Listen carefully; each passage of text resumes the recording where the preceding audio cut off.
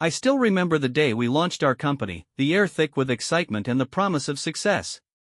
It was just the two of us, Alex and me, sitting in a cramped office space in downtown San Francisco, surrounded by the remnants of our dreams. We had spent countless nights brainstorming, arguing, and laughing, fueled by coffee and ambition. We were young, idealistic, and ready to take on the world. Our startup, a tech company focused on innovative software solutions, quickly gained traction, and within a few years, we had built a reputation that rivaled some of the industry giants. But as our company grew, so did the cracks in our partnership. At first, it was subtle, a disagreement over a project direction, a difference in management style. I brushed it off, thinking it was just the natural ebb and flow of any business relationship. However, as we began to expand, the stakes grew higher, and so did our ambitions. I could feel the shift in Alex. The once collaborative spirit was now tinged with competition. It was as if we were no longer partners but adversaries, each vying for control over our shared creation. I tried to ignore the gnawing feeling in my gut, the sense that something was off. I wanted to believe that we could navigate this together, that our friendship would prevail over the pressures of success. But the tension was palpable, and I could see it reflected in Alex's eyes, an intensity that was both familiar and foreign. It was a look that spoke of ambition, but also of something darker, something that hinted at betrayal. As the months passed, I found myself increasingly isolated. Meetings that once felt like collaborative brainstorming sessions turned into battlegrounds where we clashed over every decision. I could sense Alex's growing frustration, and it fueled my own anger. I felt betrayed by the very person I had trusted the most. The pain of our deteriorating relationship was suffocating, and I often found myself questioning whether our friendship could survive the pressures of our business. One evening, after a particularly heated argument, I decided to take a walk to clear my head. The streets of San Francisco were alive with energy, but I felt like a ghost, drifting through a world that no longer felt like mine. I stopped at a small cafe, hoping to find solace in a cup of coffee. As I sat there, staring blankly at the swirling patterns in my cup, I overheard a conversation at the next table. Two men were discussing a rival company, and I couldn't help but eavesdrop. They spoke of a lucrative deal, one that could potentially cripple our business. My heart raced as I realized the implications. I felt a mix of anger and despair wash over me. How could we have come to this? The thought of losing everything we had built together was unbearable. I returned home that night, my mind racing with thoughts of betrayal and uncertainty. Days turned into weeks, and the tension between Alex and me reached a boiling point. I could feel the weight of our unspoken conflict pressing down on me. I wanted to confront him, to lay bare the pain and anger that had been festering between us, but I hesitated. What if it only made things worse? What if it pushed him further away? The uncertainty knotted me, and I found myself trapped in a cycle of mixed feelings: love for my friend, anger at his ambition, and a deep sadness for what we were losing. Then, one fateful afternoon, I stumbled upon a series of emails on Alex's laptop. My heart sank as I read the words that would change everything. He had been in talks with our competitors, negotiating a deal that would not only undermine our company but also betray the trust we had built over the years. The pain of that discovery was like a knife to my heart. I felt shame for invading his privacy, but the anger and betrayal overshadowed any guilt I might have felt. I confronted him that evening, my voice trembling with a mix of rage and heartbreak. How could you do this to us? I demanded, my emotions spilling over. Alex's face was a mask of shock and defiance, and in that moment, I realized that our partnership was hanging by a thread. The conflict that had been brewing for so long erupted into a full-blown confrontation, and I could feel the weight of our shared history crumbling around us. As I stood there, facing the man who had once been my closest friend, I felt a wave of despair wash over me. The dreams we had built together were slipping through my fingers, and I was left with nothing but the bitter taste of betrayal. I wanted to scream, to cry, to make him understand the depth of my pain. But all I could do was stand there, paralyzed by the uncertainty of what lay ahead. Would we be able to salvage our friendship, or was this the end of everything we had worked for? The silence that followed my confrontation with Alex was deafening. I could feel the air thick with tension, each second stretching into an eternity. His eyes, once filled with warmth and camaraderie, now reflected a storm of emotions, defensiveness, guilt, and something I couldn't quite place. I had expected anger, perhaps even denial, but the look on his face was more complex, a mixture of regret and determination. "Let me explain," he finally said, his voice low and shaky. "You don't understand the pressure I've been under. We're in a cutthroat industry, and I thought this was the only way to secure our future." "Secure our future?" I shot back, incredulous. "By selling us out? By betraying everything we built together? You think that's how you protect us?" He ran a hand through his hair, a gesture I had seen countless times before, but now it felt foreign. "I didn't want to do it, but the investors are getting restless. They want results, and fast. I thought if I could just get this deal, we could expand, we could grow. I thought you'd understand." "Understand?" I echoed, my voice rising. "You think I would understand you making a secret deal with our competitors? You're putting everything at risk, Alex. Our reputation, our integrity, everything." As I spoke, I could feel the anger boiling inside me, but beneath it lay a deep sadness. This was not just about business, it was about the friendship we had nurtured for years. I had trusted him implicitly, and now that trust felt shattered. I wanted to scream, to cry, to make him understand the depth of my pain. But all I could do was stand there, paralyzed by the uncertainty of what lay ahead. "I never wanted to hurt you," he said, his voice barely above a whisper. "I thought I was doing what was best for us." "Best for us?" I repeated, my heart aching. "You're willing to sacrifice everything we've worked for just to chase a fleeting opportunity? What about our values? What about the trust we built?" He looked away, and in that moment, I saw the flicker of uncertainty in his eyes. It was a crack in the armor he had built around himself, and I seized the opportunity. "Alex, we can fix this. We can find another way. We don't have to resort to betrayal." But he shook his head, a look of despair washing over his features. "It's too late for that. The deal is already in motion. I can't just back out now without facing the consequences." The realization hit me like a punch to the gut. This wasn't just a disagreement, it was a full-blown crisis. Our partnership was on the brink of collapse, and I felt a mix of anger and helplessness.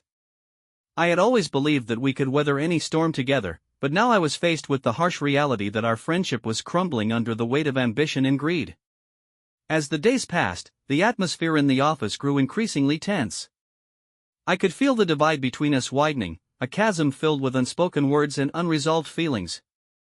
We were no longer the dynamic duo that had taken the tech world by storm. We were two strangers, each trapped in our own world of pain and betrayal. I tried to focus on work, but it felt impossible. Every time I glanced at Alex, I was reminded of the trust that had been broken.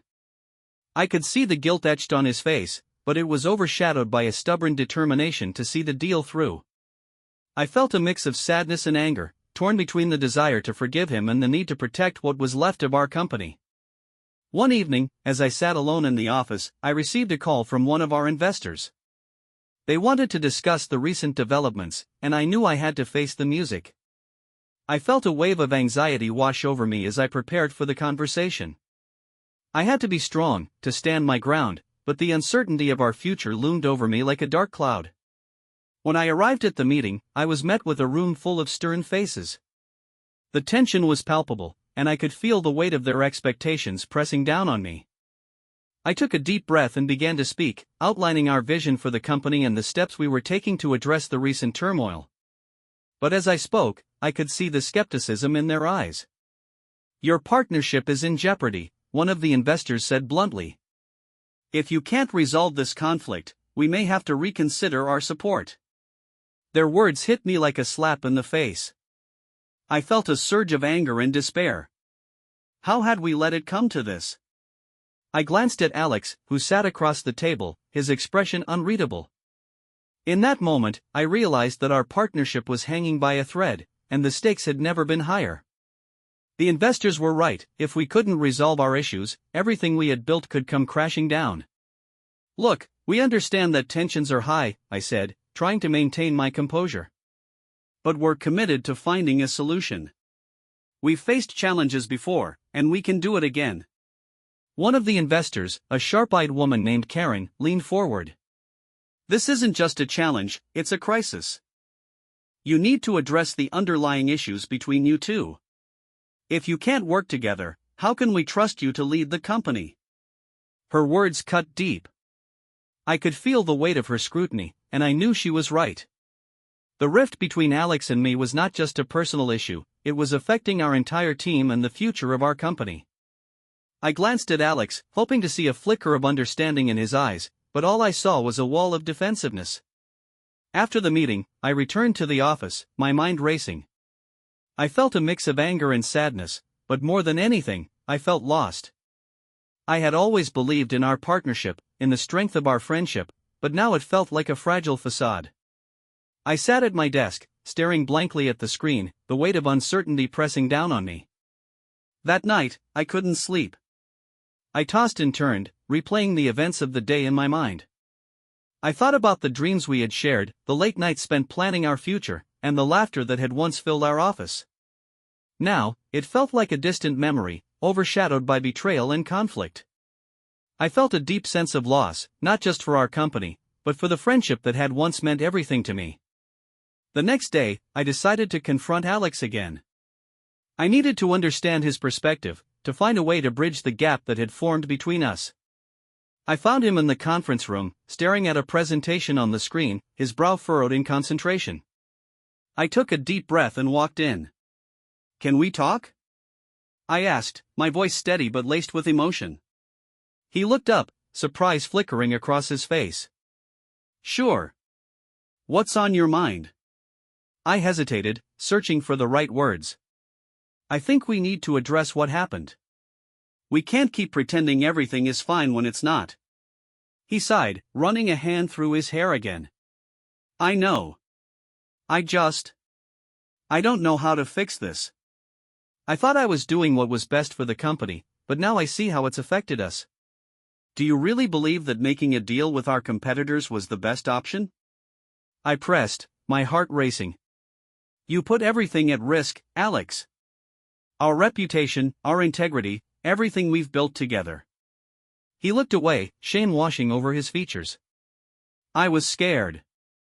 I thought if I could secure that deal, it would give us the leverage we needed to grow. I didn't think about the consequences for our partnership. "Scared?" I echoed, my voice rising. "We've faced challenges before. We've always found a way to work through them together. But this feels different. It feels like you've chosen ambition over our friendship." He met my gaze, and for the first time, I saw vulnerability in his eyes. "I didn't want to choose. I thought I could do both. I thought I could protect our company and still keep our friendship intact. But I see now that I was wrong." The admission hung in the air between us, heavy with unspoken emotions. I felt a flicker of hope, a glimmer of the connection we once shared. "We need to find a way to rebuild that trust," I said softly. "We can't let this destroy us." "I want to," he replied, his voice earnest. "But I don't know how. I've made mistakes, and I don't know if you can forgive me." The vulnerability in his voice struck a chord within me. I felt a mix of anger and sadness, but beneath it all was a deep longing for reconciliation. "Forgiveness isn't easy, Alex. It takes time. But I want to try. I don't want to lose you as a friend or as a partner." He nodded, his expression shifting from despair to determination. "Then let's figure this out together. We need to be honest with each other, even when it's uncomfortable. We can't let ambition tear us apart." As we spoke, I felt a sense of relief wash over me. It was as if a heavy weight had been lifted, and for the first time in weeks, I could see a path forward. We both knew that rebuilding our partnership would take time and effort, but the willingness to confront our issues was a crucial first step. I could feel the flicker of hope igniting within me, a small flame that had been nearly extinguished by the darkness of betrayal. "Let's start by being transparent with each other," I suggested. "We need to lay everything on the table, our fears, our ambitions, and the mistakes we've made. Only then can we begin to rebuild what we've lost. Alex nodded, his expression serious. I agree. I've been holding back, thinking I could handle everything on my own. But I see now that I need you. We're stronger together, and I can't let my ambition blind me to that fact. We spent the next few hours talking, delving into the depths of our emotions. I shared my fears about the company's future, the pressure I felt from the investors, and the pain of feeling betrayed by someone I had trusted so deeply. Alex opened up about his insecurities, the fear of failure that had driven him to make the deal in the first place. It was a raw and honest conversation, one that peeled back the layers of resentment and hurt that had built up between us. As we spoke, I could feel the tension between us begin to dissipate. We were no longer adversaries, we were two friends trying to navigate the storm together. I could see the determination in Alex's eyes, a reflection of my own resolve to make things right. It was a turning point, a moment that felt like the first rays of sunlight breaking through the clouds after a long, dark night. But as we began to rebuild, the reality of our situation loomed over us like a shadow. The deal with our competitors was still in motion, and we had to confront the consequences of Alex's actions. We knew we couldn't ignore it any longer. We needed to address the investors' concerns and find a way to regain their trust. The following week, we called a meeting with our investors. I felt a knot of anxiety in my stomach as we prepared to face them. I knew that our relationship with them was fragile, and we had to be honest about the challenges we were facing. As we entered the conference room, I could feel the weight of their scrutiny, their expectations pressing down on us.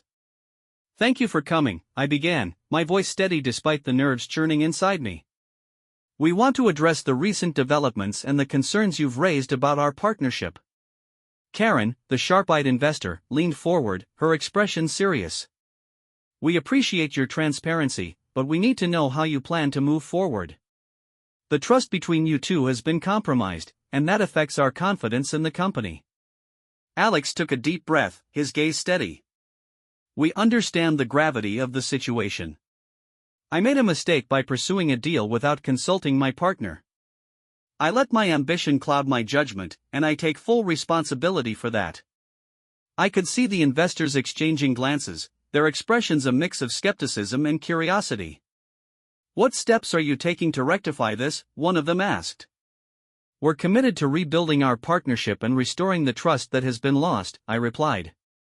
We've had honest conversations about our goals and the mistakes we've made.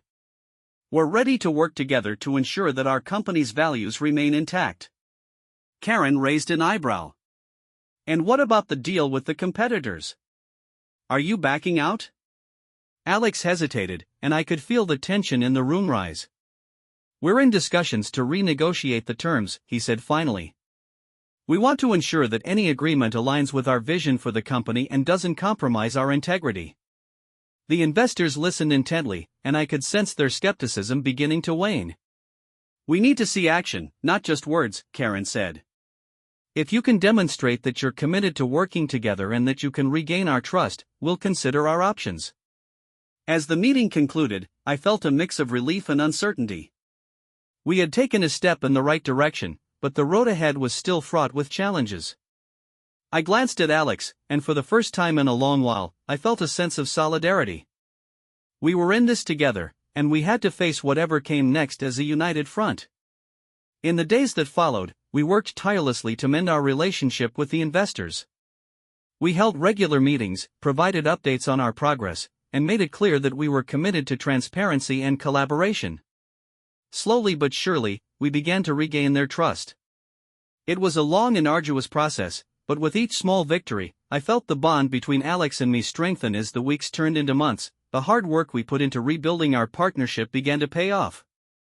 The investors started to see the changes in our dynamic, and their skepticism gradually transformed into cautious optimism.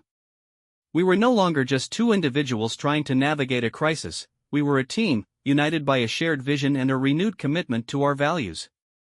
One evening, as I sat in the office reviewing our latest project updates, I received a message from Alex. Can we talk? I have something important to discuss. My heart raced at the thought of what he might want to say. Had something gone wrong? Or was it something positive? I quickly replied, "Of course. I'll be in the conference room." When he arrived, I could see a mix of excitement and nervousness on his face. "I just got off the phone with Karen," he said, his voice barely containing his enthusiasm. "She said the investors are impressed with our progress. They're willing to give us another chance."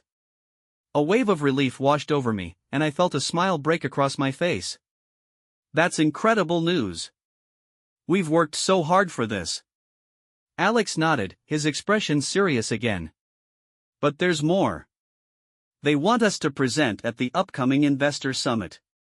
It's a big opportunity to showcase our vision and the changes we've made."